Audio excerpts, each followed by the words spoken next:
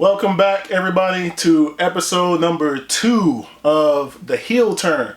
I'm Big Rob TV here with Don Josh, and we are ready to go on this week's episode. So, where are we starting today? That's right, bro. So, today, I'm going to set you up. We had a lot going on this past week, and the draft just finished. So, got the first question for you is, who do you think out of both Raw and Smackdown, who do you think came away the winner of the draft? NXT.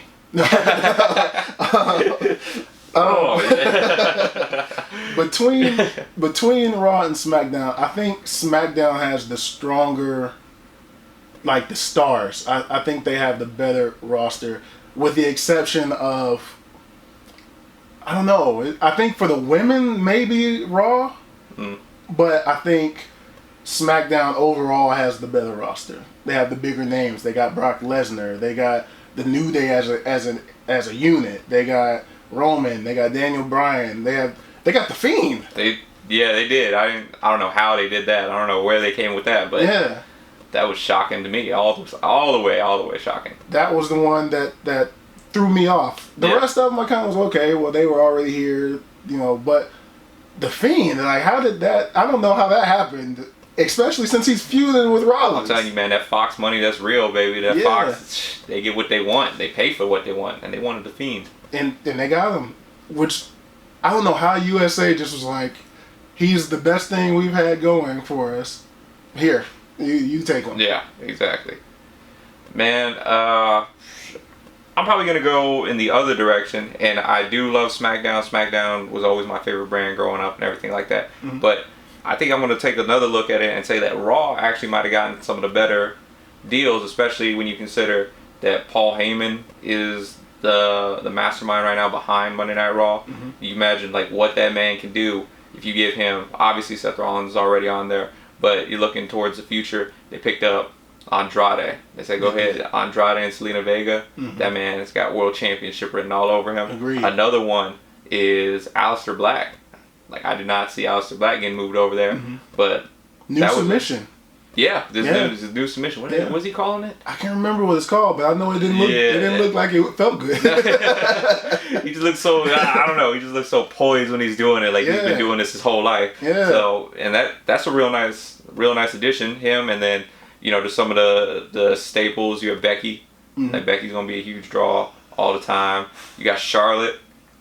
Big move, exactly. Move. So, Charlotte, she's face of the company, face of the women's division. I know Becky's up there. It's right now the hottest thing in the women's division. But when WWE takes a step back and looks at it, they're always going to look at Charlotte as the main woman.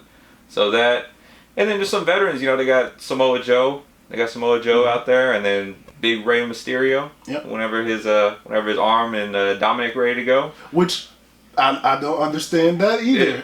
Your issues with Cain Velasquez and Brock Lesnar. No. See, I told you that. I told you back when they started this. It was not going to be a Brock and Rey Mysterio feud. I told you that at the beginning, and that's just.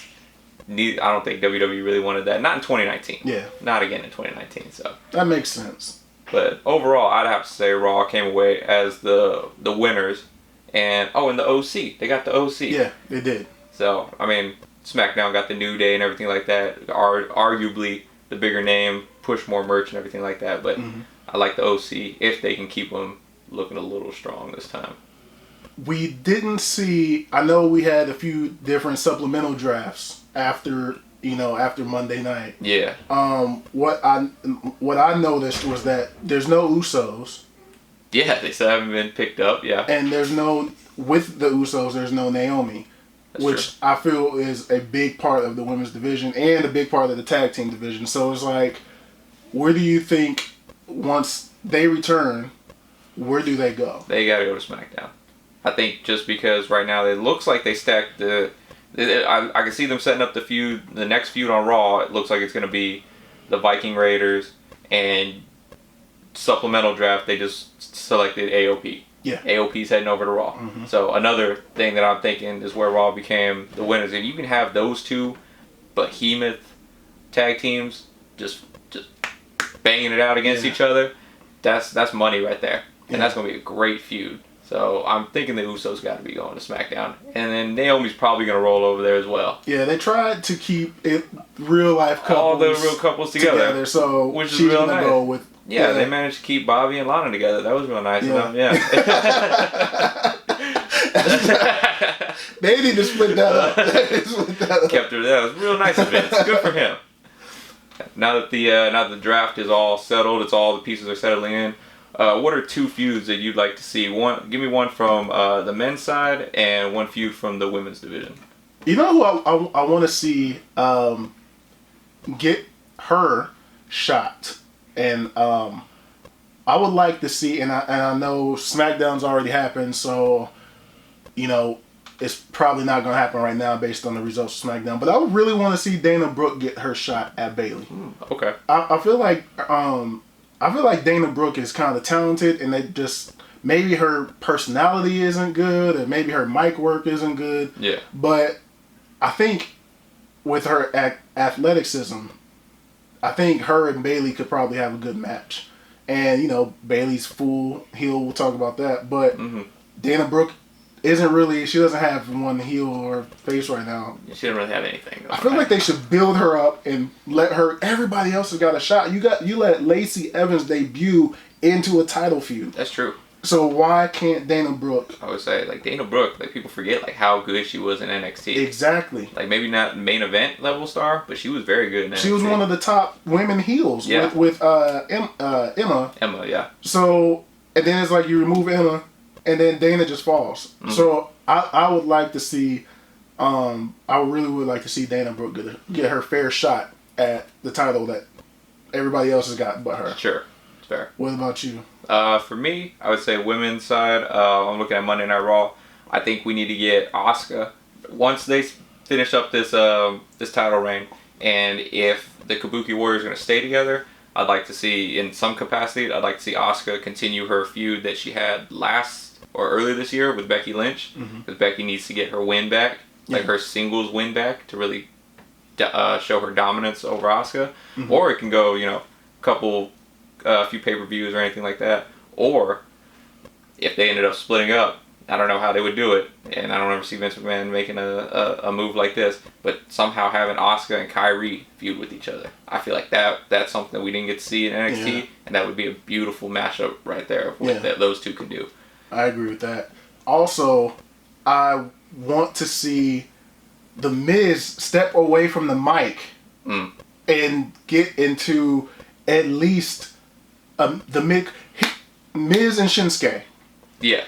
Miz should be going after Shinsuke and not just being used for interviews. So I would say Dana Brooke getting a push towards Bayley, and then Miz on the other side going for Shinsuke. I think Miz needs to come off that mic.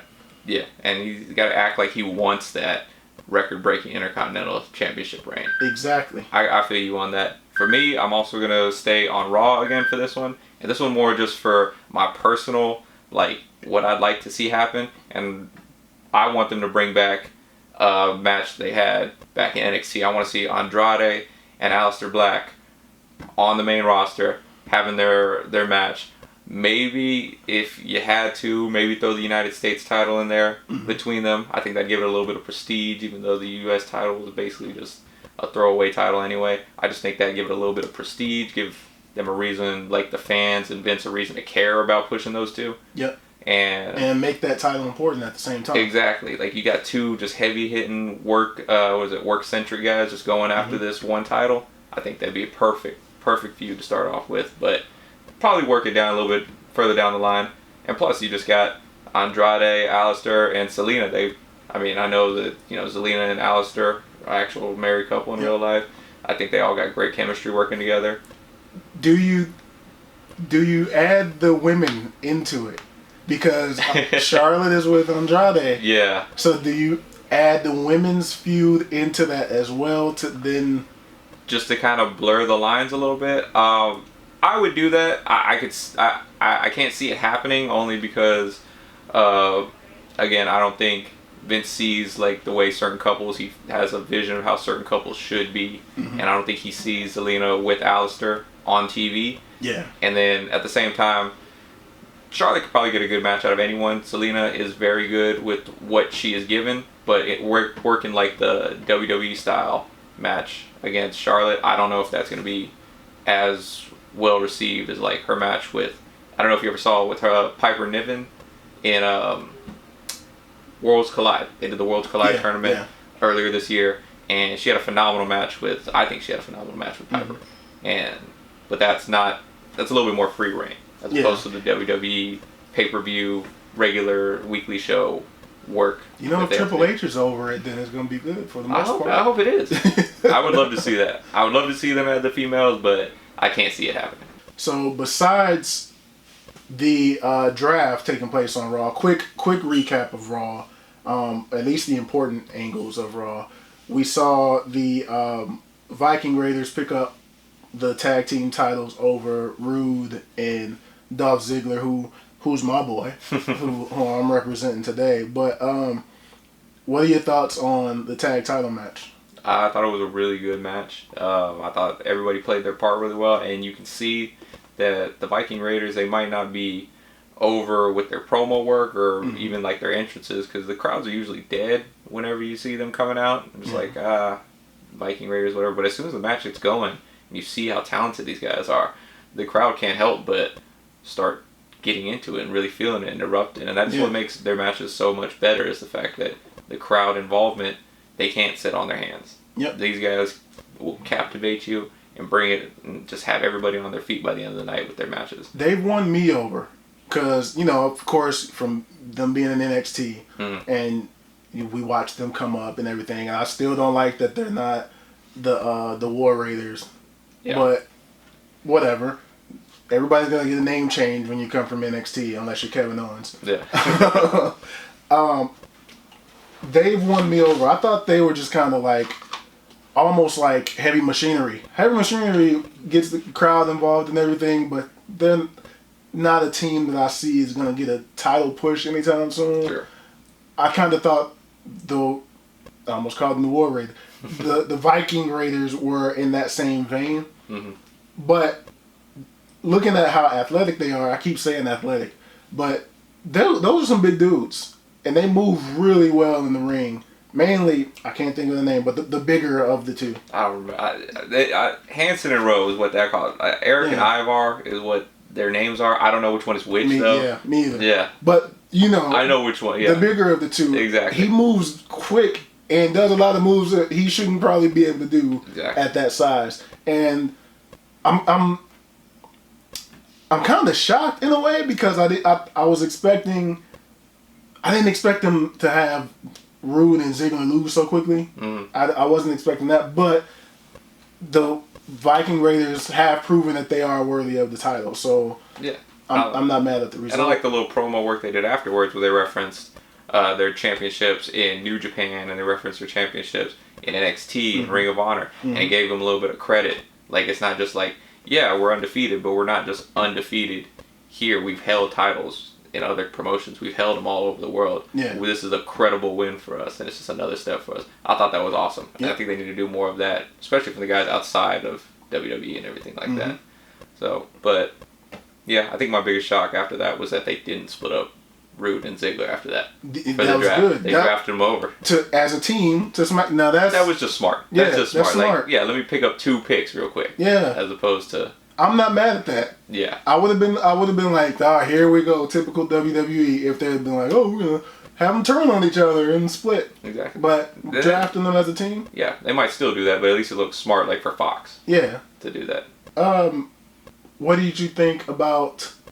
Because I don't want to get too deep into Raw, but the Firefly Fun House burning down. They literally set fire to the Firefly Fun House. I didn't like. What I don't understand is you have, and it's been said, you have your what's supposed to be your top baby face, essentially committing arson, and burning down the most popular segment every week. Like, sometimes I would tune into Raw just because I knew there was gonna be a Firefly Fun House. I mean, I'm a huge fan and everything like that, but sometimes that was like the main thing I was looking forward to. If they had done this months down the line, Bray's like swept through the entire roster and everything like that. Mm-hmm. Somebody has to find a way to get to him. Somebody has to find a way to like go in and stop him. Oh, found his Firefly Fun House. Let's burn this thing to the ground. Sure, I can understand that.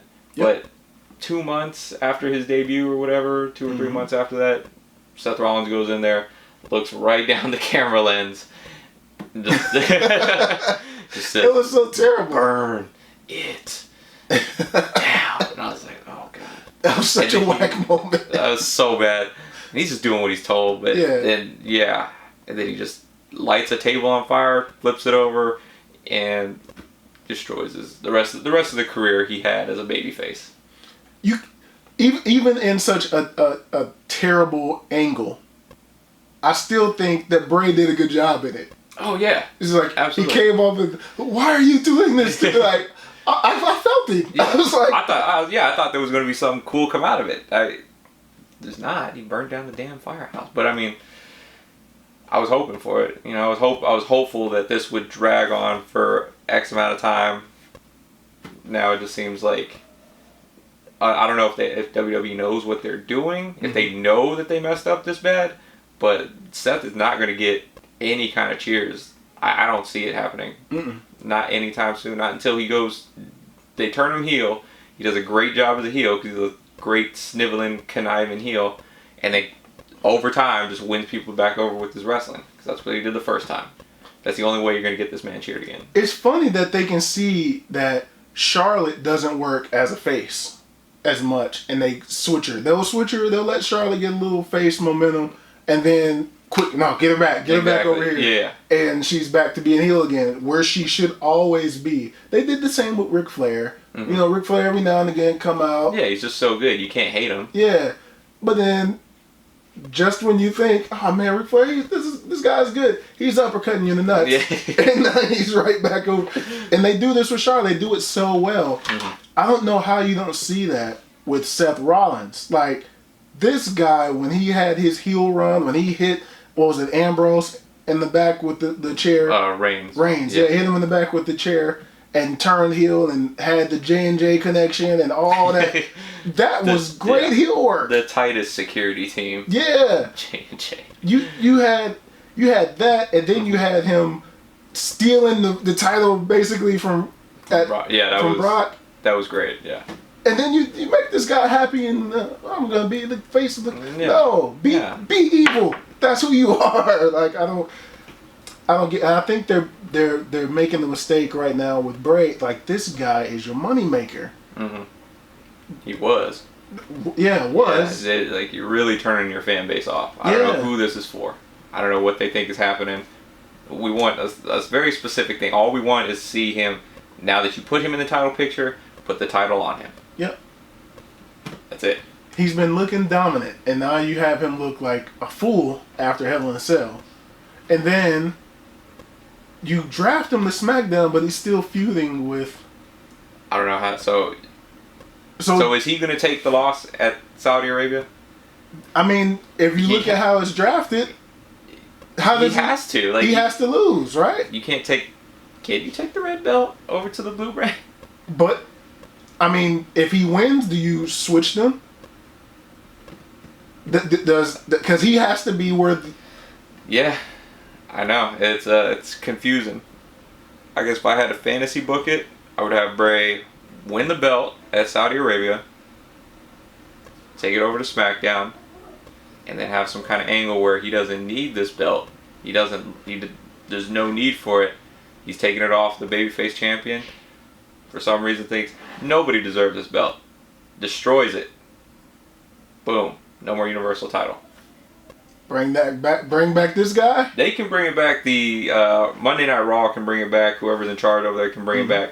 But Bray has no need for that title. Like, if later on he gets another title shot, it's for the WWE Championship, the more prestigious one. It's just at this point in time, he has no need for this title. So you can, you're killing for fans 2 birds with 1 stone. You're keeping him on SmackDown or wherever Fox or whatever wants him, and then you're getting rid of a belt that a majority of people hate. Yeah. I think that's off the dome right there, but I think that'd be a good way to do it. I like that idea. And I also like bring this guy back. I know you like that one, yeah. This isn't going to happen. I know this isn't going to happen. But I would like to see this guy brought back and get rid of that red title. Just anything else. So, moving on to this past SmackDown, and even the SmackDown prior to last week, we had one of a pretty shocking, probably the biggest face heel turns we've had in recent memory. We got Bayley coming out, chopping the hair, dyeing it, and chopping down the Bayley buddies. Yes. What you got? What are your thoughts on that? The name of the show is The Heel Turn. I loved every bit of it, and one day later on, we'll get into ranking our favorites, among superstars in here. Sure. But Bayley is one of my favorite women's wrestlers. And even back to NXT, I think it was just her struggle to see. You saw Charlotte dominating. You saw Sasha dominating. And then they really built Bayley up great in NXT. And I've always been a big fan of Bayley from that. I was a big fan of her arrival on the main roster. Even when they teased it, they had to come up for one match and they sent her back. Yeah. I've always been a big fan of Bayley, and I've thought this heel turn has been long overdue. I thought they were going to pull the trigger on it when she had the feud with that short little friendship feud with Sasha. Was it end of last year, earlier this year? Something. Yeah, no, end of last year, yeah. Yeah. When they sent him to, what is it? Counseling, friendship counseling. Yeah. I remember and she was like on Raw cursing, and I was like, it's coming. And then they just back to smiling, happy. Yeah. So we're a tag team again. Yeah, and to see that when she came out and she took the headband off, and you could see her face just went from to. I said yes. Yes, and then when she reached down and said yes, like I'm sitting here like giddy with excitement. No. Do it. And then she goes to slice and everything. Oh man. As a fan of heel work. Great heel work. Oh man, I loved every minute of it. And then it was a cheap win. It was kind of a cheap win. Yeah. She grabbed Charlotte's hair and pulled it down. And rolled her up, and this is that is.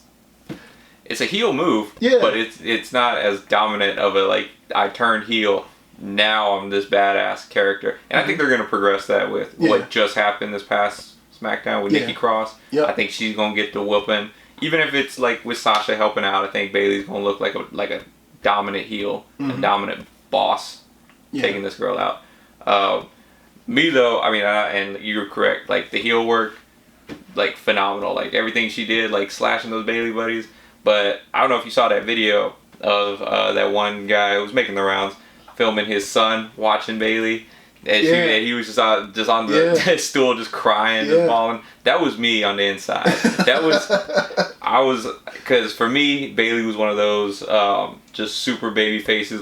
I could never imagine her going heel. I know there was always talk about it, but it was one of those you can't turn Bayley heel. You thought she was supposed to be like Ricky Steamboat for her whole career? I mean, if there was one person outside, because John Cena, the writing was on the wall. He was getting the heel reactions, but just pushing too much merch to turn him heel. Yeah. With Bayley, you could see that even when she wasn't getting the huge pops, she was still getting babyface cheers. She was still getting babyface reactions from the fans. Yeah. Kids still loved her. She wasn't pushing huge merch like John Cena was to keep her as a face. But she was so good with her face run.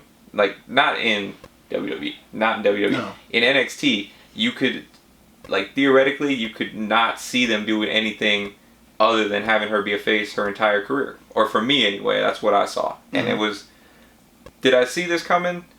Not this soon, or maybe I did, maybe I lied to myself or something, but yeah, I was that kid on the inside right there just crying as Bayley was slashing her Bayley buddies, just holding myself tight at night. They showed the video of the kid crying on SmackDown too, in the package and everything. I bet you was laughing your ass off.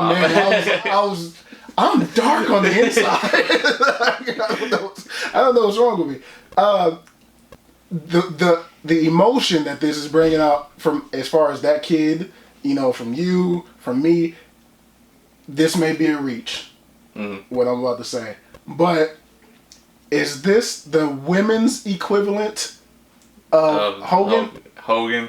Because Hogan was Mr. Good Guy for 20 years, it feels like. Yeah. And then all of a sudden, leg drop to Macho, spray paint on the back. The other reason I'm going to say, I say yes and no at the same time, because yes, it's the equivalent, because this is a baby face that, like I said, for me, I could never see going heel. Like, even if it, even if the writing came on the wall kind of thing, like John Cena, I could just never see them pulling the trigger on the heel turn.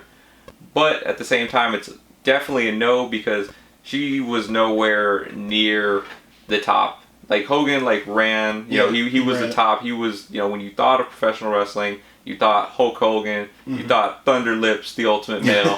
That was your first guess. That's who it was. With Bayley, unfortunately, as of right now, she's always been, and in my eyes, and I think definitely in WWE's eyes, she's been the fourth of the four horsewomen. Sadly. Yeah. So just because of that, I think the significance of the heel turn was big to the women's division and to her, and maybe the biggest women's heel turn in history, but not on the level of Hogan, obviously. I agree. I feel like in terms of heel turns, I can't think of another woman turning heel to this effect. I can't think of any off the top of the head right now. That I know Trish turned heel. I know Lita with Edge. Yeah, that was kind of. But I mean, Lita might be. That might have been because Lita was a huge fan favorite, and then you couldn't stop the boos. Like, no matter what you did, couldn't stop it. So, but that wasn't like a planned heel turn like Hogan and like Bayley was. That was kind of just fans knew what was up and reacted to it. Yeah. So it was a little different there. Yeah. I would say it's probably the number one women's heel turn in history. At least scripted. Yeah. Be scripted. Yeah. I'll say that. Yeah. But you're right, it's not Hogan joining NWO. It's not Shawn Michaels throwing Marty Jannetty through the glass. That's probably 1A, 1B to me. Okay. The all-time heel turns. Yeah. Hogan and then Shawn Michaels throwing Marty. Those are memories in my head. The barbershop. That I'll never forget. I'm straying off, but we started talking about heel turns. But speaking of Bayley, I called this, and this is what I wanted to say when we were talking prior. Okay. I called this. I said I would like to see The Miz go to SmackDown. You said they won't do it because of Miz and Mrs., which makes a lot of sense. Yeah. And to my surprise, when they do the draft, Miz is on SmackDown. And I said, what? Yeah, I really looked at that. I was like, well, I'm going to have to eat my words this week. I was like, God damn. It's like, do you not know who... Vince probably forgot that he even got a show on USA. Yep. It was like, or maybe he got moved to Fox. I don't know how network shit works. But, yeah, it was a pretty big shock. I think, like, in terms of, like, reality and everything like that, because The Fiend going over was probably the biggest shock of the night, I think, for me. But in terms of, like, what, like, reality is, The Miz going over when he definitely has ties to the USA Network. Yeah.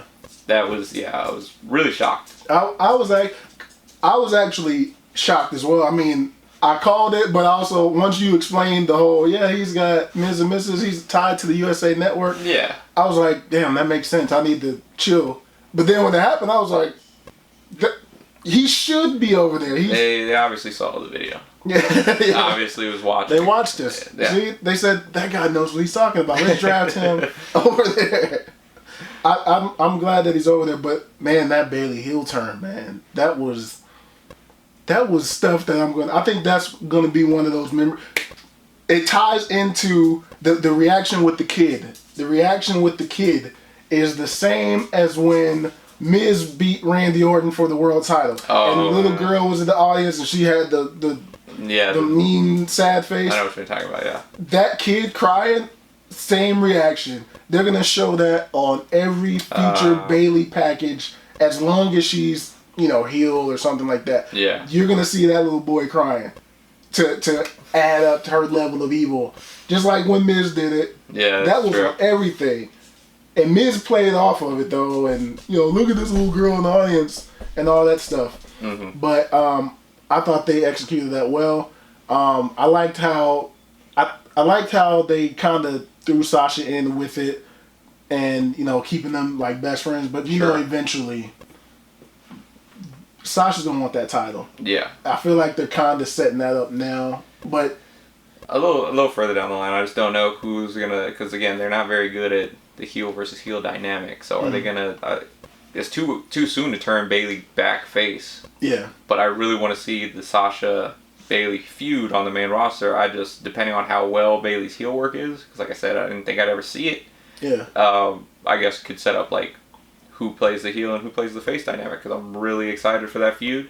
I do want it to be the classic NXT feud, but I'll take whatever I can get at this point, as long as they're actually fighting each other as actual enemies and they don't make up the next week. Mm-hmm. I'm fine with that.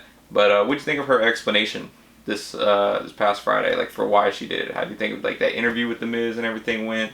Because that was probably the most exciting segment from this week. On SmackDown, yeah. I feel it. Yeah.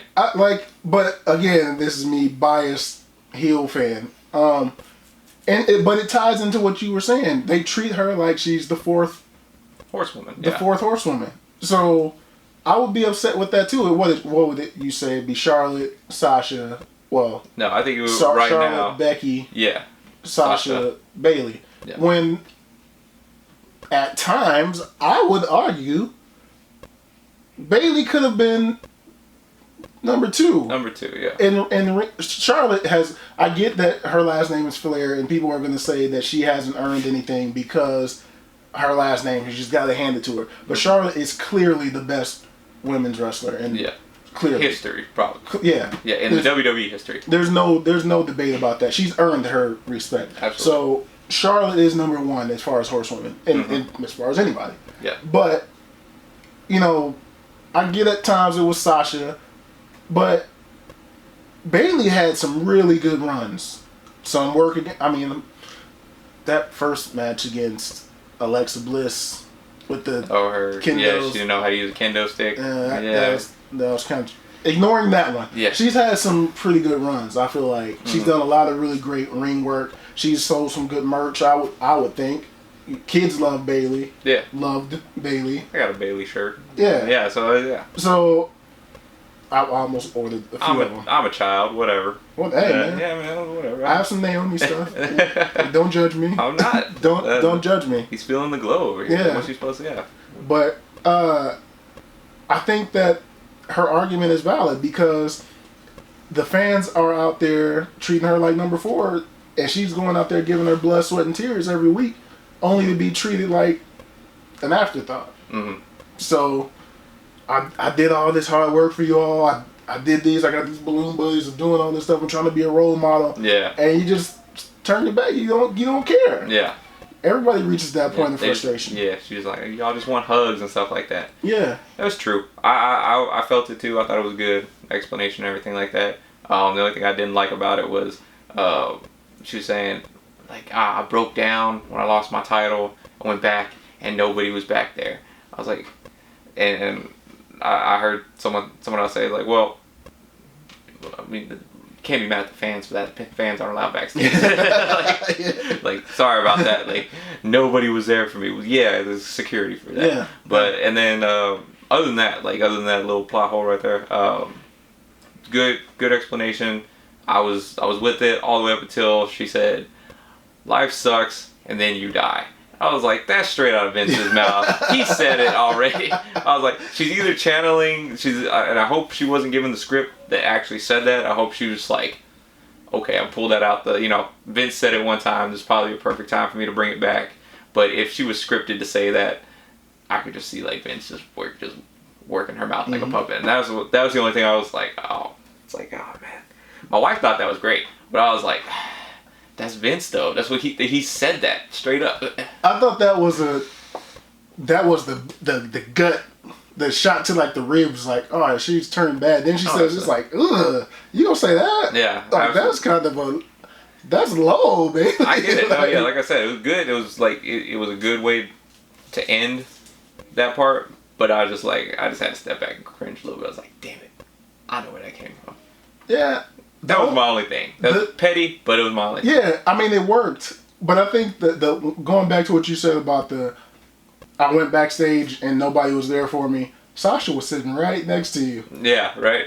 And that's what the whole time she was saying that. I was like, really? Like, nobody was there? Look, blue hair. And she ain't say nothing either. Yeah. She was like, that's right, when nobody there. I was like, not even you? Yeah, where were you at? Yeah. We're going to talk about that. And that's why I feel like they're probably slow burning it. Which is good. To, eventually Sasha's going to be like, I've been here the whole time. Sasha's going to be the one to turn face. Yeah. Bayley's going to stay heel. Sasha's going to turn face. I was here for you. I did this, and then you just turned on me to Royal Rumble. Yeah. Hopefully not that soon. But probably Royal Probably Rumble. That soon. And these two are going to go at it. Yeah. Or they're going to feud. They're going to push it off for a little bit. You might have a little bit more of a burn. And push that to WrestleMania. The big payoff, which is what they should do. Mm-hmm. Big payoff at WrestleMania. That'd be cool. I don't want to get too into that for obviously reasons. That could be for another video. But I hope that doesn't happen just because I'm hoping for the 4 horsewomen at WrestleMania match. That's just me though. Yeah. But as far as the rest of SmackDown went, pretty lackluster show, I would say, for the first episode of like the new era of SmackDown goes. But we did see Nikki Cross pick up her win in the 6-pack challenge, which I think was awesome. I think that's going to be a good first feud for Bayley going forward. She really looks like a star right now, Nikki does. And I think if Bayley can overcome her, really cement her as a dominant heel, as I said earlier.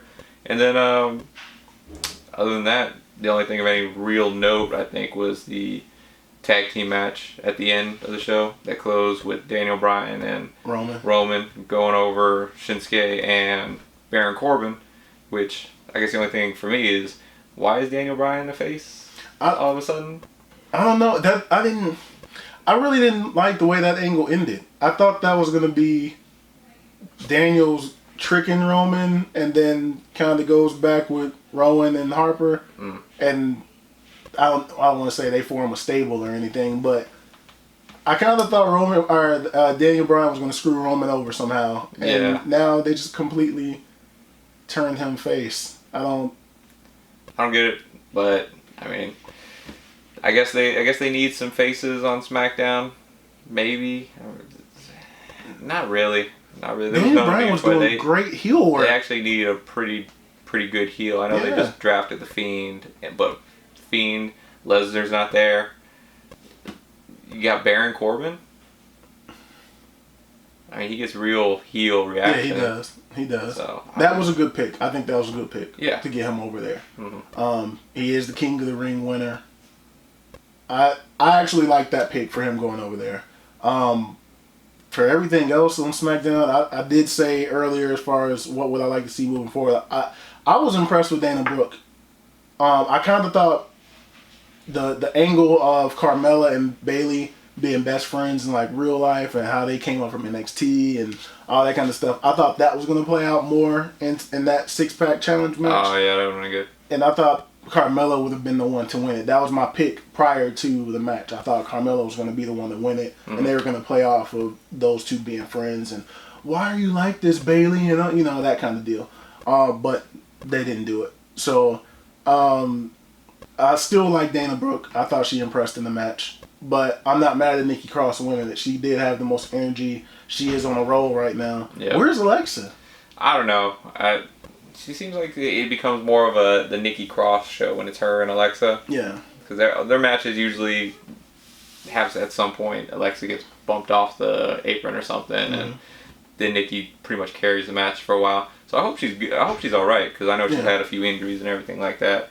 But just want to throw a quick shout out to Corey Graves during that match. I don't know if you remember the commentary, but at one point when Carmella and Mandy Rose started slapping each other and then just got on top of each other and started beating them up, he's like, "This is the greatest thing I've ever seen." So quick shout out to Corey Graves for just being the best commentator in the WWE. Can't argue that at all. let's go into Wednesday night. AEW. A lot of stuff happening. Packed show for AEW. My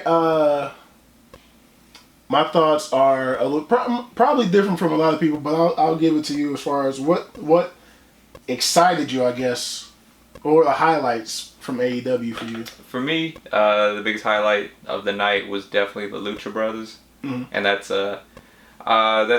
they just came out, started off hot and heavy, came out and just beat up SCU, busted up Christopher Daniels, which was great. Yep. Then into later on that night, went against Jurassic Express. That was hilarious. Like him and Marco Stunt, Pentagon and Marco Stunt just like yelling at each other in the ring, talking about if you were on the Fight TV network, if you watched it through Fight TV, when they went to commercial break, like the Lucha Bros were out in the rings like, we don't fight children. We're not gonna fight children. And then, they ended up getting back in the ring. Had a great match. Like Marco Stunt is a really talented dude. Like he knows how small he is, and he uses that to his advantage. Yep. So Lucha Bros, big highlight for me for AEW that night. And then also for me the AEW Championship match was just. It wasn't as hard hitting as I thought the Philadelphia street fight was going to be, especially with Darby Allin in it. Yeah. But he definitely took some stiff shots, and Chris Jericho looked like he did his best with what he could do to make Darby Allin feel like a huge star. Big name, yeah. I kind of thought that the skateboard would be used more. Yeah. I didn't think that they... I don't know. You come riding down to the ring on the skateboard. You leave the skateboard at ringside. I kind of... Street fight. Yeah. I kind of felt like the skateboard would come into play a little bit more. Maybe that's just my heel thinking. I gotta say, there's a quick plug for Fight TV. If you're not watching it on Fight TV, you definitely missed the part where Chris Jericho tried to get on the skateboard and ride it around the ring. So just a quick plug for Fight TV. It's definitely where you're going to find some of the better little gems of the night. It was terrible too. It didn't go very far. It didn't go anywhere. He tried to ride a skateboard on padding. Like it was great though. He just played it off like I'm glad the cameramen were right there on it too. They didn't pan it off to the crowd, because a lot of the time they go off when it goes to commercial break. On Fight TV, they pan off way out here in the crowd, so you're just seeing the overhead shot. Yeah. But when he was doing that, they were right there on him. I was like, what is this guy doing? It just reminded me of when in WCW when he did the list and he just started reading it off. Yeah, I was like, this is one of those kind of moments. So yeah, Fight TV is the better way to watch that for sure. I have to agree with the Lucha Bros. They're my I think they're my pick. Mm-hmm. I think they're taking they're gonna be the first ever. They looked. There's some moves that I saw them do, and I was like, it's dangerous. That's a dangerous. That'd be banned in WWE. Oh yeah. But I think they're my pick. I like the Lucha Bros. What is the name of the brothers, the black team, black guys? Private Party. Private Party. I always get the names mixed up. I think I still gotta roll Lucha Bros over, and then SCU. Those two are probably my two favorites, because I'm shocked that Private Party beat the Young Bucks. That was like, what? Yeah. But I get it at the same time, Yeah. So. I'm sticking with Lucha Bros. I'm sticking with Lucha Bros. I think I am too, mostly because I think they're gonna go through Private Party, because I think Private Party's big win came against the Young Bucks. I think that was their way of saying like, this team is gonna be big. They just beat the Young Bucks. They're not gonna be the first champions, because you got to go through the Lucha Bros. Yeah. So then you have on the other side, that one's a toss up for me, because they built the Dark Order up. It looked like they built them up very strong, but they haven't really mentioned them at all through Dynamite. So I can kind of see SCU, because now they got kind of like a babyface sympathy because of the beating that they got from the Lucha Brothers. So I can see them going over the Dark Order, and then on to, was it Full Gear for the finals, Lucha Bros, SCU, and SCU just coming up short. Yeah. But he can't wrestle in his socks anymore. That's can't. Scorpio, that was That was the biggest pop of the night when he got his shoe back. He threw it in the crowd. They threw it back. Yep, that was like, yeah, and then the old referee. Yeah, just toss it to the side. I think Rick Knox just turned heel on us. Yeah, just a referee heel turn live and in person. So that was pretty good. But for not being ready to wrestle, for not being ready to compete. That was flying around in his socks and everything. Putting the tape on real quick before the match starts. I gotta get the trainers like, hey, I know you're taking my boy to the back. Let me get some of that back. Let me wrap this up real quick. Yeah. So that was kind of clever, creative. Like, made it seem like he really wasn't expecting to wrestle tonight. Mm-hmm. So I like that. I don't know, man. It just added to the story, I thought. I want to stick with the Lucha Bros, but I forgot about him with the tape and. He did a lot without being prepared. Yeah, right? That was clearly like a pair of jeans and some socks. I got those Adidas that he wore. I got those somewhere in here. Yeah. It's like... Wouldn't be caught dead running in them. This man is over here flipping. Jumping off the top rope in those shoes. Your ankle's gone. Like, impressive. I don't... I'm sticking with Lucha Bros. Those moves that they did, they just look like they're gonna kill somebody. Yeah, I think they're prime for the title. Yeah, I don't see anybody stopping those guys right now. Not right now, no. The main event we touched on a little bit. Jericho seems a little chunky. Jericho is funny. he probably shouldn't have so much of the bubbly. You cut back on a little bit of the bubbly. Yeah, he got to cut back on the bubbly. But I feel like his reign is not so much for him. I get he's the big name, but I think his reign is putting over the younger talent still at his age. I know he probably thinks that not he thinks, but a lot of people probably think he's a little old now. Jericho's pushing 50 if he's not 50 already. Yeah. His in-ring work is still good, even at bubbly Jericho.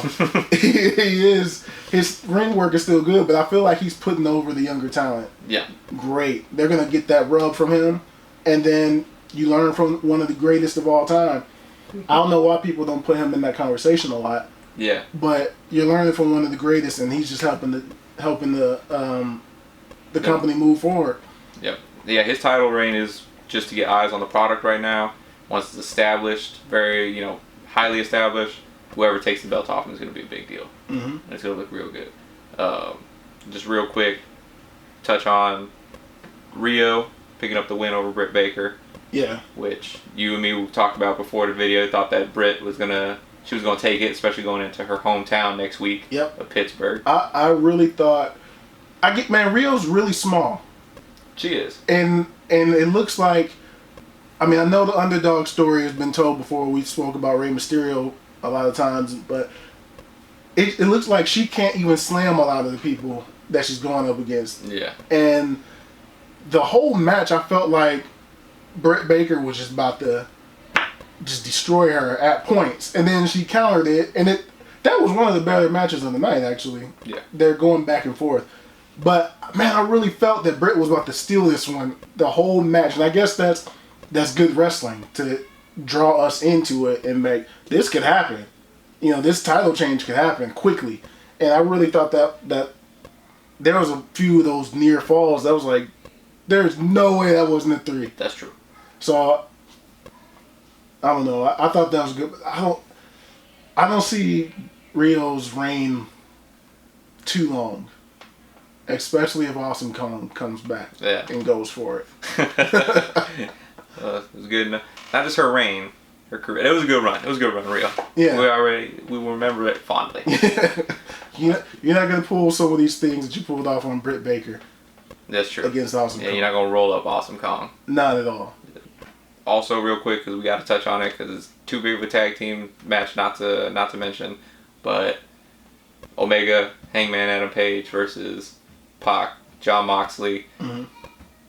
Not halfway. Towards the end of the match, it's a banger. They're all 4 guys are going 100 out the gate, and then towards the end, you got John, you got Moxley, you got Kenny Omega go and grab their new barbed wire weapons they love toting around and everything like that. Yep. And what I really liked was that Pac came in and was like, "Dude, what are you doing? Like, you're going to get us disqualified. We can't have that. It really makes wins and losses feel important in AEW. Yeah. And I thought that was a beautiful little plot twist or little addition to the story. Moxley's like, I don't give a damn about these rules, or I don't give a damn about my win-loss record. Just freaking hands it to Pac. Kenny and Paige end up picking up the win. I thought that was a great way to tell the story and progress it. Is Moxley a heel? Or No. What is he? And that's the thing, is Cody said, we're not going to have heels and faces in AEW. That was like one of the things he mentioned in his press conference. Obviously, there's going to be people who lean more towards the heel side, more towards the face side, a la Darby Allin and Chris Jericho later on in the night. But some of the matches, like, you don't know who's the heel and who's the face. Because to start the match, Kenny Omega and Hangman Adam Page jumped Pac and Moxley. Yeah. That's not something baby faces would do. It just becomes, these are just wrestlers. They're just trying to get the win. The win is more important than keeping, not keeping up your character, but keeping up a good or bad kind of persona. Yeah. I didn't like Moxley doing the turning on Pac. I didn't like that. Okay. I like Pac saying, "Yo, you need to chill. We're about to lose this match. We got." Because I noticed early, I didn't notice it at first, but the wins and losses are on when they come out to the ring on their car. So I was like, oh man, that's dope that they're doing that. Yeah. And then Pac is... He's undefeated. Yeah. Or he was. Exactly. And you just put a blemish on his record. Now we can see this on here. Yeah. Which, man, it's important. It's important. It's important. And you just did, and I'm like, for what purpose? Just because you're supposed to be like a loose cannon? Yeah, essentially. But, I mean, you can still kind of play it off like Pac only lost in tag team competition. Yeah. So he's still undefeated in singles competition. So you can play that off. I think it's for me, it was a good way to progress the story. Because now you're gonna have Omega mad at Moxley. I'm gonna keep saying Ambrose. But Omega mad at Moxley, and now Pac's gonna be like, you cost me. So now everybody's There you go. You got your next number one contender match. So yeah, the other part of the Wednesday Night Wars, NXT. You got to catch up on everything like that? Caught NXT. I caught up from last week's as well. Okay. So I'm good. Okay, awesome. So just real quick, this week, big return, Tommaso Ciampa. Yep. Yeah, what'd you think about that? I was nervous watching him because initially they said he was going to be out for the rest of the year. And all right, he came back. He made his grand return. I kind of thought they would hold him out of the ring for a little bit. Maybe it was just to set it up, and then he'd make his actual return later. But I was watching the match, kind of like, don't tweak it, don't do this, don't do that move. And I feel like he didn't hold back as much. And there were some spots, I believe there was a spot earlier in the match where the guy comes over the top ropes onto him and hit him. I was like, oh no. And then he got slammed hard. I was like, oh. But, he kind of held a little bit. And then he got back up and he wrecked house. Yeah. So, I think he's ready. I'm not mad at it. I think so too. I got to just give, real quick, it's my favorite part of that match. When he just starts beating up homeboy's trousers and the pants, just starts giving him all the moves and running knee in the corner. It had me rolling for the good 30 seconds it was. He's like, what are you doing with my pants, bro? And then he takes the DDT, what's it called? The Willows Peak or something like that. Yeah, and I thought that was hilarious. That was my favorite part of that match. Yeah. What else happened this past week? We had Io Shirai. She was taking on I don't know her name. She's from the Philippines. She was trained by the Dudleys. I can't think of the name. I can't remember her name either, but put her name in the comments. Yeah, we'll do better next time. But that was a really good match. Short match, quick 5-minute match. Big thing came up after Rhea Ripley. Yeah. Rhea Ripley came out, basically said, keep my name out your mouth. That was great. And next week, you're looking at Rhea versus your girl. My girl. So what do you think of that? You know what? Bianca's my girl. However, I really like Rhea Ripley too. And I kind of felt like she shouldn't have had the title. I thought she didn't have to have the title taken, the women's United Kingdom title. Yeah. I felt like they took that title off of her too soon. Pretty quickly. And then, I guess she had an injury, so maybe that might have been why. But I look at her like I look at the Bruiserweight. Mm-hmm. I thought she could have been the women's equivalent to that. Like, if you look at her build, her size, how dominant she is, she comes, and she's really young. She's got a bright future ahead of her. Yeah. I just thought that she was going to be a dominant champion for a while over there. And now she's over here, and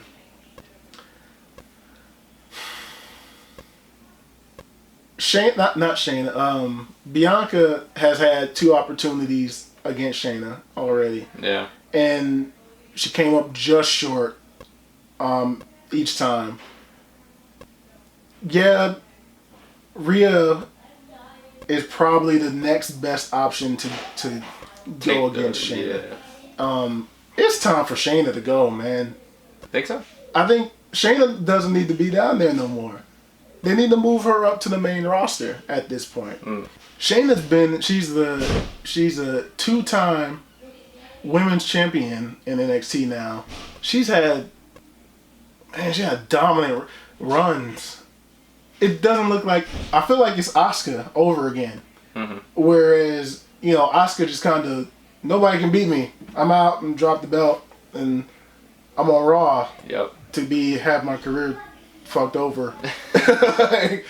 Asuka shouldn't. I don't know. I felt the same way at that time too. I felt like Asuka's reign, nobody's gonna be there. Maybe Ember at that time should have, but nobody was gonna be there. And I feel the same way about Shayna now. Okay, you're gonna give Rhea Ripley the shot at it. Does Rhea beat her and then she goes up, or does she beat Rhea and just who's gonna beat her? You're gonna have to bring somebody down to like. Right. Yeah.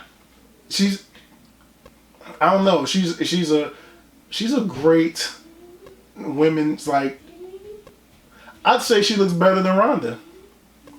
To me. Like in the ring? Yeah. Yeah. She looks, and she's better on the mic. She feels, it's like she's looks like she's comfortable. Yeah, she's more comfortable. And I know they're their own horsewomen, but Shayna has looked more dominant than what Ronda has, and I don't really see. I would like Rhea to beat her. I would have liked Bianca to get it. Of course, I'm biased. Of course, yeah. But I would like to see Rhea beat her, and then they send her up, and then that sets up what we were talking about earlier with the horsewomen. Yeah. But I don't know, man. I don't see anybody beating Shayna right now. That's fair. Yeah, that's true. Speaking of your girl, we're gonna go ahead and transition into your boy. Took that beating this week. Took that beating. It wasn't live. It wasn't live. The Undisputed Era did us a favor and they just recorded it in the back so we could, so it didn't go unnoticed. Asked Mauro Ranallo to just play it real quick, and he was like, yeah, we can do that for you real quick. And left your boy Velveteen Dream, shirt ripped and everything, lying in the back. I know that must have just tore at you, your heart, plugged at your heartstrings. Man, when they took the camera and they're going back, I'm like, what are they doing? I was like, they were just arguing with Ciampa. Mm-hmm. I'm like, okay, what? No. The Dreams just laid out. Uh-huh. And then he crushed the glasses afterwards. Oh, he did. I was like, why would you not Dream's glasses? Like, oh man, I love heels, right? But and you love factions. I love factions. Yep. I love heels. I love factions. But I love Dream more. Don't beat up Dream. There's other people to beat up. You could have beat up, Johnny Wrestling or something. No. Dream disrespected Mr. Strong. That's Strong. And he had to show him what's up by stomping on his glasses. That's how you get it back. Those pictures are hilarious. Pretty great, yeah. That's on you, Roger. You knew what you was doing taking those pictures. Bro, you've seen the fappening. Pictures will get leaked. Yeah. Like, this is... that was hilarious. The censor was like... Oh. That censor was this big. It was nothing. Okay, poor guy. Yeah. I might have jumped Dream too off of that picture. Yeah, exactly. But you did it yourself. Like Dream didn't. He was just having a good time. It's gonna be one of the biggest pops in NXT history whenever Dream comes back. I hope they keep him off for maybe a month or so. Yeah. Maybe past War Games, but I wouldn't say no, because War Games is about 4 weeks out, so maybe War Games would be a good time to bring him back. Yeah. So maybe set up something with I guess the Undisputed Era is going back in the War Games cage again, but so you got to figure. Okay, if you throw Dream, all right, let's remove Dream for a little bit because he may be the secret return. So, who do you have against the Undisputed Era? Ciampa, right? If it wasn't for his health, I would say Ciampa. But I don't know if they're willing to put him in War Games that soon with his health. So, real quick, off the top of my head, I think you got to go with. Because I would have said the Street Profits, but they're on Raw now. Yeah. So I really don't know who you go with. You got to throw Finn Balor in there. Yeah, Finn Balor. Finn Balor's got to go in there. Do you throw Keith Lee in? I was gonna say maybe depending on what goes on here this upcoming week, maybe you throw Keith Lee. Maybe you throw Dijakovic in with them. Dijakovic, I can never pronounce his name. It's rough. Yeah. It's rough. Real tough stuff. They knew what they was doing with that. Maybe you throw them both in there, a la kind of like a Sheamus and Cesaro kind of thing. Like, look, we beat the hell out of each other. We're obviously not going to get one up on each other. Let's go get some tag titles together. Yeah. I think that'd be a good one to go in there. And then maybe, Dream the final surprise entrant. I can get behind that. Going back to what's his name? I can't. Dijakovic and Keith Lee. That match, they have had some really good matches. Yeah, to be big guys like that. They are big, athletic dudes. Yeah. Before Roderick interfered, they were having a really good match. I think Roderick interfering kind of messed that match up. But those guys are impressive, man. And I know Keith Lee, big and powerful, but Dijakovic, he looked. At first, I thought he was kind of like just big in size as far as like a test. Yeah, back in the day. But the more the match went on, I was like, man, this dude is really good. Yeah, he can move. He can move. So I hated that it ended like that. I was really hoping that match came down to a definitive winner. Either way, I didn't really have a preference for that match. I just was like, you can't just have these guys beating each other's ass for no reason and nothing come of it. Like, somebody's got to win this. And then Roderick comes on. I'm like... Yeah, which we'll get into at the end, but kind of leaves me a little bit worried about next week's finish, because I don't know if you can have either of them go over on Roderick right now. I mean, you could, but I don't see them doing it, kind of thing. Not cleanly, yeah, exactly. And then to finish it off, to round it off, Damian Priest and Pete Dunne. So I didn't get to catch that match. But I know how it ended. I read up on it and everything like that. So what were your thoughts on it? Good match all the way through. Shocking ending for me. Priest he's real talented in the ring. But I'm still kind of new on him. I guess I haven't really seen him as much, so I wasn't expecting him to go over my boy, the Bruiserweight. That was shocking for me. I like, as I watched it and I saw the ending, I said, "What? He beat the Bruiserweight?" Like, I thought Pete Dunne coming over was him kind of going up, and maybe he doesn't get the feud against Adam Cole right now, but I figured they would kind of be, he's in the line. He's back here, kind of like how, eventually Roman's going to be going for the world title. Yeah. I figured Pete Dunne was.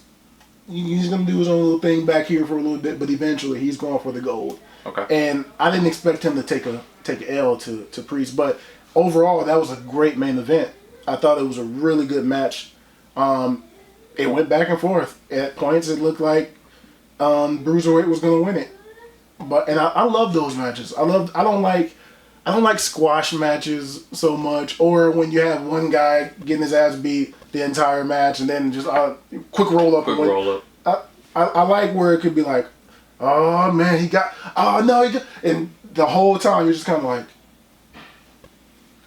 I love that, and that's what that match was. So I'm not mad at the ending. It's not what I was expecting, and I hope they push Priest the right way. I hope that's not like a one-off victory for him, and then he just gets buried into nothingness. Yeah, no, I think they really got their eyes set on this dude Priest. I know a little bit because on the Indies he used to go by Punishment Martinez. Mm-hmm. So, and I think I saw him actually, and I could be wrong about this, but I feel like I saw him. If it wasn't at an AEW show, it had to have been like the Ring of Honor Supercard or something like that. Because I saw him compete one time prior to joining NXT, and he impressed me. Like, you know, he's a taller guy and everything like that. He also can move pretty well. But I was glad I was pretty satisfied with the ending, just because I think Priest needs a solid win under his belt to really establish him. And plus, once they moved Pete Dunne over and NXT went to USA, you know, live and everything like that, then he, for the past 3 weeks, has just been beating up on people. Yep. So Pete Dunne's established himself. He's already an established star. I think Damian Priest needed this win. And I was okay with that. Yeah. I mean, I'm not mad at it.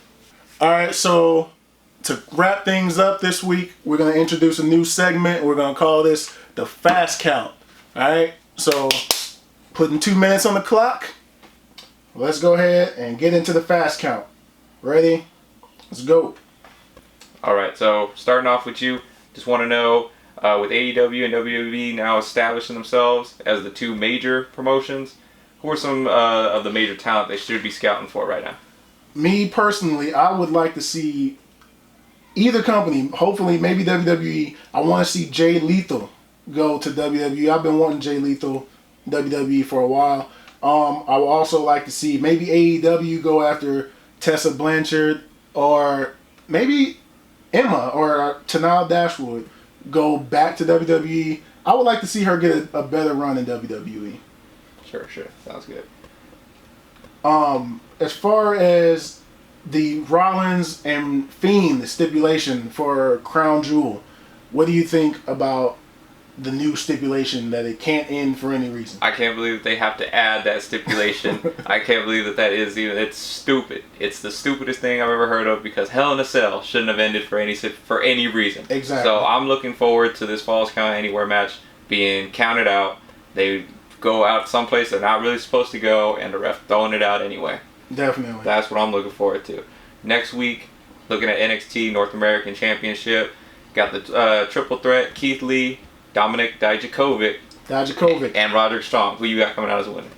I want to say Keith Lee, but we know the Undisputed Era is going to interfere on that match, so Roderick Strong's going to win that. Okay, so you're going with your head, but your heart's telling you Keith. I want to say Keith Lee, but Roderick's winning that. Yeah. Final one, real quick. What do we think about the new name change for Chad Gable, the Shorty G? They finally did it. Shorty Gable was not good enough. He said he had to shorten it to Shorty G, and I about lost my lunch. That's about it. That's going to do it on the time for the Fast Count. I'll add into that. Why can't we just call him Chad Gable? I don't understand it. I don't understand it. Because he's a very small man. He's a wee lad. He is a little guy, but Shorty G sounds like a rap name. Maybe that's his next gimmick. He's gonna come out like Cena. He's the next. Thuganomics? Yep, next doctor right here. And just real quick for one of the talent I think you should have mentioned, the AEW probably definitely looking at Marty Scurll. Yeah. Ring of Honor contract's coming up soon. I can see him going over there with his boys. I can see that. That's all I have, man. I don't have anything. Marty Scurll was with the Young Bucks, right? Yeah, with the Elite. Yeah, with the Elite. What happened, man? I think you might be onto something. Yeah. I think you might be onto something with that. He'll be there. He'll be there soon enough. That's probably happening. But that's it, man. That's gonna do it for this week. Another fun episode, another good one. We'll be back here next week to discuss everything that's happening in pro wrestling. If there's anything that we missed, make sure you leave that down below in the comments. Provide us with feedback. Tell us anything that we can do better. and we'll try to make that happen in future episodes. But Don Josh, Big Rock TV. We'll holler at y'all in the next video. Peace.